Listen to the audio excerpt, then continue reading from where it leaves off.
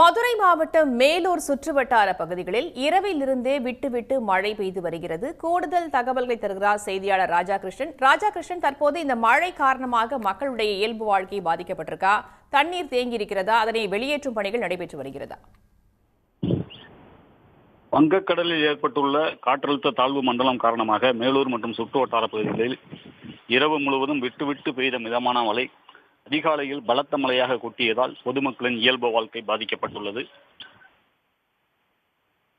வங்கக்கடலில் உருவாகியுள்ள காற்றழுத்த தாழ்வு மண்டலம் காரணமாக தமிழகத்தின் பல்வேறு பகுதிகளில் மழை பெய்து வருகிறது. குறிப்பாக மதுரை, திண்டுக்கல், தென்காசி, திருநெல்வேலி உள்ளிட்ட மாவட்டங்களில் அதி கனமழை பெய்யும் என சென்னை வானிலை ஆய்வு மையம் எச்சரிக்கை விடுத்திருந்த நிலையில் மேலூர் மற்றும் அழகர்கோவில், கொட்டாம்பட்டி, கருங்காலக்குடி, கனியாமங்கலம், மேலவளவு, எட்டிமங்கலம், கும்பைப்பட்டி உள்ளிட்ட சுற்றுவட்டார பகுதிகளில் இரவு முதல் மிதமான மழை விட்டு பெய்தது.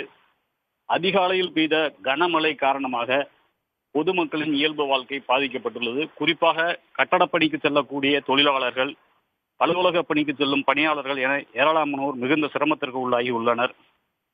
பாதிப்பு என்ற வகையில் கொட்டாம்பட்டி ஊராட்சி ஒன்றியத்துக்கு உட்பட்ட பூதமங்கலம் ஊராட்சி நல்லசுக்காம்பட்டி கிராமத்தில் அரசு பள்ளிக்குள் மழைநீர் புகுந்தது.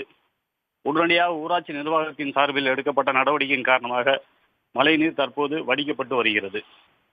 கனமழை காரணமாக பழனி உடுமலை சாலையில் மரம் விழுந்ததால் போக்குவரத்து பாதிக்கப்பட்டிருக்கிறது. கூடுதல் தகவல்களை தருகிறார் செய்தியாளர் ஈஸ்வரன். தற்போது இந்த மரங்களை வெட்டி அகற்றும் பணி நடைபெற்று வருகிறதா? விவரங்களை சொல்லலாம். பழனி பகுதியில் நேற்று இருந்தே மழையானது பெய்து வருகிறது. தொடர்ந்து இந்த இரவு முழுவதுமாக மழை நீடித்ததன் காரணமாக பழனியில் இருந்து உடுமலை செல்லக்கூடிய சாலையில் வண்டிவாய்க்கால் என்ற இடத்தில் சாலை ஓரத்தில் இருந்த மரமானது முறிந்து விழுந்தது. பழமையான பெரிய அளவிலான மரம் முறிந்து விழுந்ததன் காரணமாக சாலை முழுவதுமாகவே மரத்தால் அடைக்கப்பட்டிருந்தது. இதன் காரணமாக பழனி உடுமலை சாலையில் போக்குவரத்து பாதிக்கப்பட்டிருக்கிறது. அதிகாலையில் இருந்தே அந்த மரத்தை வெட்டி அகற்றக்கூடிய பணியில் தீயணைப்பு துறை வீரர்கள் ஈடுபட்டிருக்கின்றனர். பெரிய அளவிலான மரம் என்பதால் தொடர்ந்து அங்க இருக்கக்கூடிய பொதுமக்களும் அந்த மரத்தை வெட்டப்படக்கூடிய மரத்தை அகற்றக்கூடிய பணியில் ஈடுபட்டிருக்கின்றனர். நேற்று 5 மணி அளவில் இருந்து இந்த உடுமலை சாலையில் போக்குவரத்து பாதிக்கப்பட்டிருக்கிறது. போக்குவரத்து மாற்றம் செய்யப்பட்டு பழனியிலிருந்து புறவழிச்சாலை வழியாக உடுமலை, பொள்ளாச்சி, கோவை செல்லக்கூடிய பேருந்துகளை மாற்றிவிடக்கூடிய பணியில் பழனி போக்குவரத்து போலீசார் ஈடுபட்டிருக்கின்றனர். தொடர்ந்து இன்னும் ஒரு அரை மணி நேரத்தில் இந்த மரத்தை முழுமையாக வெட்டி அகற்றக்கூடிய நிலையானது தற்போது இருந்து வருகிறது.